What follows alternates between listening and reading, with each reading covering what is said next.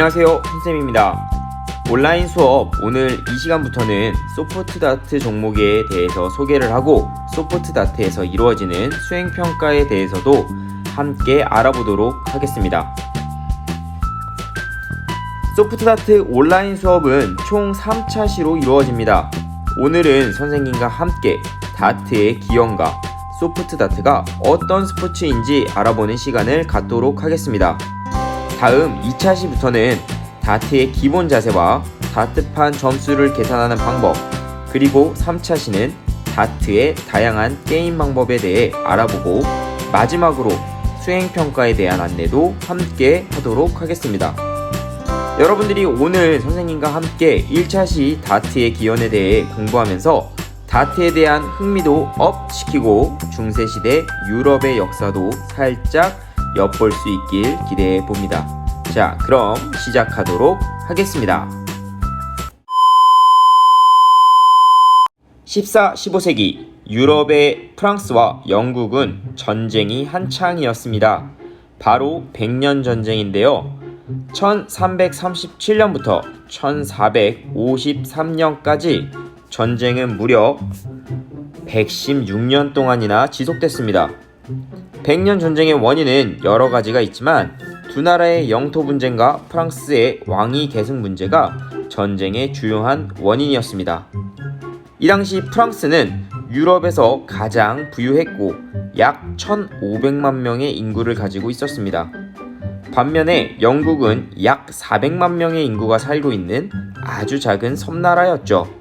그런데 이상하게도 백년 전쟁의 4분의 3에 해당하는 기간 동안에는 영국이 전쟁에서 승리할 것처럼 보였습니다. 그 이유는 무기에 있었습니다. 영국에게는 중무장한 프랑스 기병들을 막아내는데 적합했던 무기가 있었습니다. 바로 긴 활과 화살을 사용하는 장궁이죠. 영국은 수적으로 열세였지만 이 장궁을 바탕으로 전쟁 초기 승기를 잡을 수 있었습니다. 그러나 이 소녀의 등장과 함께 프랑스가 점차 승기를 잡고 전쟁을 승리로 이끌게 되는데 바로 이 소녀의 이름은 그 유명한 잔다르크입니다. 여러분들도 한 번쯤은 이 이름을 들어보셨을 거라고 생각합니다. 이 잔다르크는 크게 두 가지를 변화시켰는데 첫 번째는 기존의 방어 위주의 전략에서 벗어나서 영국군의 요새를 정면으로 공격하는 방법이었고, 두 번째는 기존 프랑스 기병의 보병과 포병을 결합하는 것이었죠. 이렇게 잔다르크의 진두지휘하에 프랑스군은 점차 전쟁에서 승기를 잡아가기 시작했고, 이어지는 전투의 승리는 곧바로 프랑스 병사들의 사기를 끌어올리는데 부족함이 없었습니다.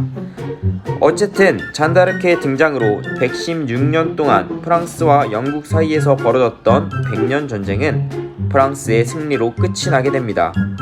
이 백년 전쟁은 프랑스와 영국이 근대 국가로 도약하는데 큰 발판이 되게 되는데, 특히 영국은 당시 선진국 프랑스와 대등한 전쟁을 벌임으로써 대륙에 대한 열등의식을 탈피하고 프랑스와 함께 서유럽의 지도 세력으로 부상하게 됩니다.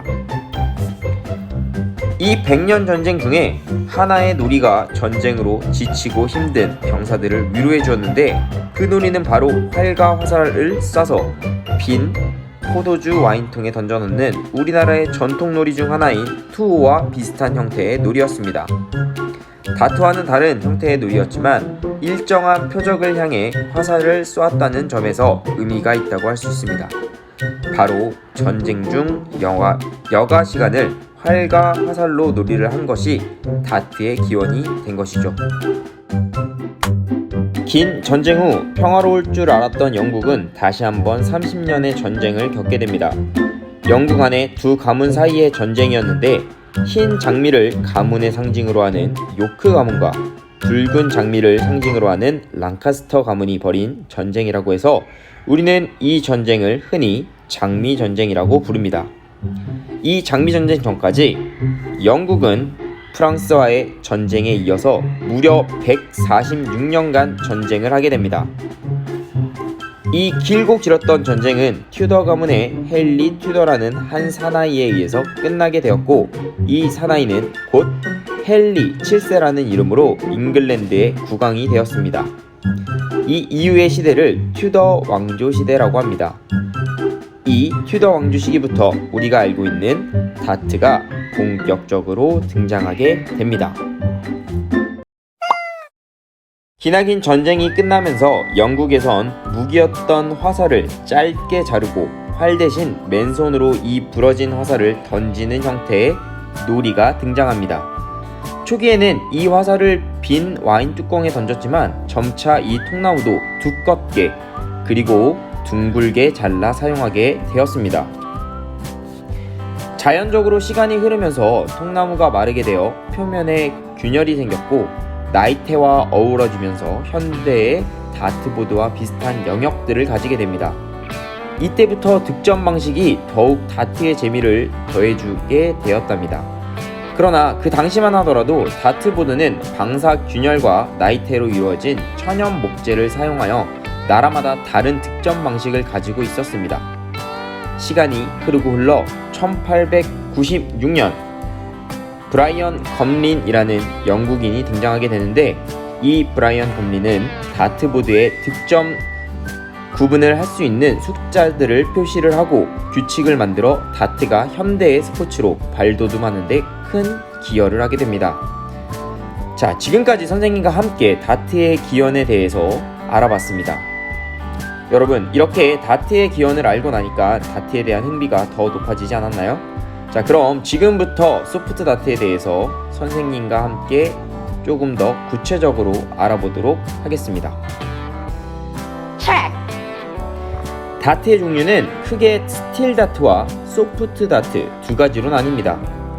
초기에 스틸 다트를 주로 사용했다고 한다면 소프트 다트가 등장하면서부터는 최근에는 소프트 다트가 조금 더 대중적으로 행해지는 것 같습니다. 그럼 스틸 다트와 소프트 다트의 차이점은 무엇일까요? 여기에서는 딱 두 가지만 알고 넘어가도록 하겠습니다. 첫 번째는 장비의 차이입니다. 스틸 다트의 경우에는 다트의 촉이 쇠로 만들어져서 나무를 압축한 보드판을 사용하는 반면에 소프트 다트의 경우에는 다트의 촉과 다트보드 모두 플라스틱으로 만들어집니다. 두 번째로 득점을 측정하는 방식인데 스틸 다트는 사람이 직접 수기로 점수를 계산해야 하는 불편함이 있었지만 소프트 다트는 자동으로 점수가 합계되는 편리함이 있습니다. 이런 편리함은 사람들이 다트를 조금 더 쉽게 접근할 수 있도록 도와주었고 소프트 다트의 대중화와 정식 다트 경기에서의 소프트 다트의 활용을 끌어내지 않았나 싶습니다. 오늘 이 시간의 마지막으로 다트를 조금 더 자세히 보도록 하겠습니다. 다트는 하우스 다트와 개인용 다트가 있는데 하우스 다트의 경우 저렴하지만 정식 다트 경기에서는 사용하지 않습니다. 일반적으로 사용되는 다트는 다트가 다트보드에 꽂히도록 하는 다트의 가장 앞부분인 팁, 다트를 잡을 때 사용하는 배럴, 다트의 비행을 원활하게 해주는 날개인 플라이트, 그리고 배럴과 플라이트를 연결하는 샤프트의 총 4개의 부품으로 이루어집니다. 자, 그럼 오늘은 소프트 다트에 대해서 여기까지만 알아보도록 하겠습니다. 이번 시간에는 이렇게 선생님과 함께 다트의 기원과 소프트 다트에 대해서 배워봤습니다. 다음 시간에는 소프트 다트 2차 시 다트의 기본 자세와 다트판 점수 계산 방법에 대해서 함께 배워보도록 하겠습니다. 자, 그럼 다음 시간에 만나요. 안녕.